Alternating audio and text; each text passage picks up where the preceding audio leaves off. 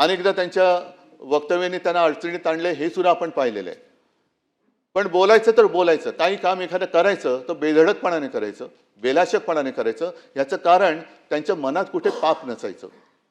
एकदा का मनात पाप नसेल तर आपण केलेल्या कृतीबद्दल पश्चाताप होण्याची भावना त्या व्यक्तीच्या मनात येऊ शकत नाही. आणि दादा मला असं वाटतं त्या व्यक्तीच्या वर्गवारीत येत होते. एकतर त्यांनी, मी तुम्हाला सांगितलं की अत्यंत अडचणीच्या वेळेला महाराष्ट्राचं अर्थखातं सांभाळलं. मला कशाचाही अनुभव नसताना माझ्या मंत्रिमंडळात एक उत्तम भरोसेमंद सहकारी म्हणून त्यांनी काम केलं. वेळ म्हणजे कदाचित घड्याळ आणि वेळ म्हणूनच त्यांची ती निशाणी होती की काय कळत नाही. कारण दादा 11 वाजता येणार म्हणजे 11 वाजता बरोबर त्यांची गाडी दारात उभी असलीच पाहिजे. बरं, आल्यानंतर विषय घेऊन यायचे.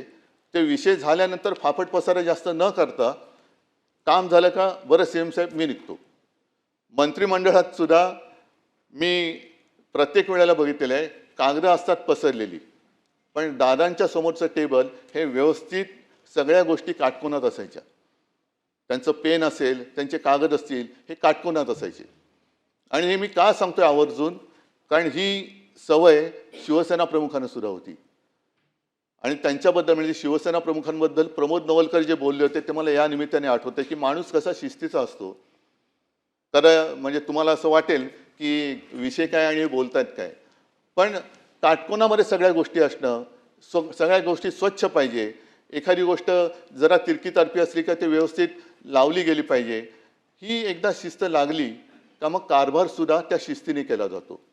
आपण जर का सगळं काही पसरलेलं आहे, मग कुठला कागद कुठे गेलेला आहे, कशाचा कशाला पायपोस कोणामध्ये नाही, तर कामकाज सुद्धा तसं होऊ शकत नाही.